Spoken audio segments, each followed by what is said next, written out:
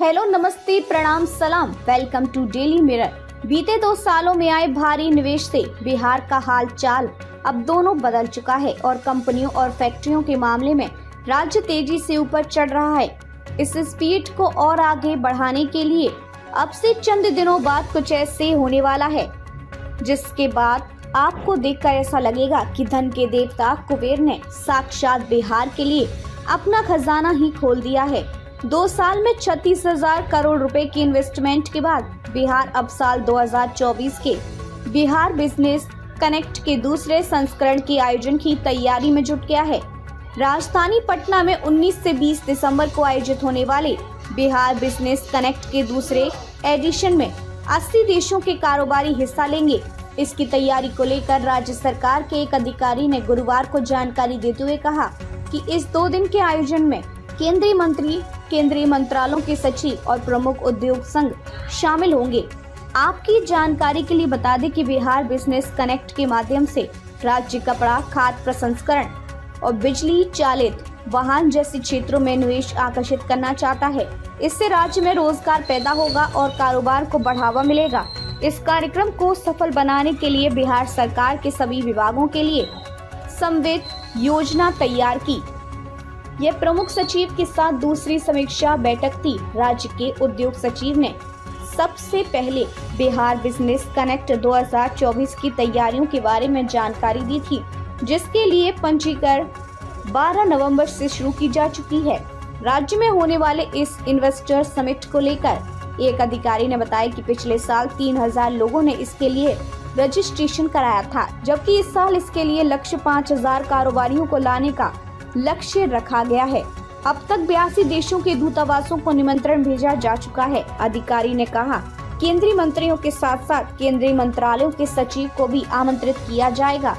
इसके अलावा देश के सभी प्रमुख उद्योग संघों को भी इसमें शामिल होने का न्योता दिया जा रहा है। बिहार बिजनेस कनेक्ट 2024 का पहला रोड शो भी इस साल जुलाई की शुरुआत में कोलकाता में आयोजित किया गया था। राज्य के उद्योग और पर्यटन मंत्री नीतीश मिश्रा ने इस निवेशक सम्मेलन को बढ़ावा देने और राज्य में निवेश आकर्षित करने के लिए देश भर में कई रोड शो किए हैं। हाल ही में बिहार ने राज्य में तेजी से बढ़ते चमड़ा उद्योग में निवेश आकर्षित किया है। बिहार लेदर इन्वेस्टर्स मीट का आयोजन 18 नवंबर को कानपुर में किया गया था। इस बैठक का मकसद वैश्विक चमड़ा उद्योग केंद्र के रूप में बिहार की उभरती भूमिका को प्रदर्शित करना था। बता दें कि 2023 के बिहार बिजनेस समिट में 278 कंपनियों की तरफ से 50,500 करोड़ रुपए के प्रस्तावित निवेश के लिए कई समझौता ज्ञापनों MOU पर हस्ताक्षर किए गए थे, जिनमें से आधे से अधिक धरातल पर उतर चुकी हैं और बाकी पाइपलाइन में हैं। बीते साल ही अडानी ग्रुप ने बिहार बिजनेस कनेक्ट में हिस्सा लिया था, जिसमें प्रणव अडानी ने नवादा के वारसलीगंज में अंबुजा सीमेंट का प्लांट लगाने का ऐलान किया था। 1600 करोड़ रुपए के इस प्रोजेक्ट पर काम भी शुरू हो चुका है और पूरी रफ्तार से फैक्ट्री का निर्माण चल रहा है। ऐसे ही पैप्सिको की यूनिट ने बक्सर में काम शुरू कर दिया है। मुजफ्फरपुर में सावी लेदर्स की फैक्ट्री का निर्माण कार्य भी तेजी से चल रहा है। ऐसे में इस साल होने वाले बिहार बिजनेस कनेक्ट को और बड़ा और भव्य बनाने की तैयारी चल रही है। Ambani, Birla, Mahindra, Infosys, HCL, TCS, Wipro mobile कंपनियां, कानपुर की लेदर फैक्ट्रियों, लुधियाना की कंपनियों और विदेशी सोलर एनर्जी के क्षेत्र में काम करने वाले उद्योगपतियों को इस कार्यक्रम में बुलाने की तैयारी है।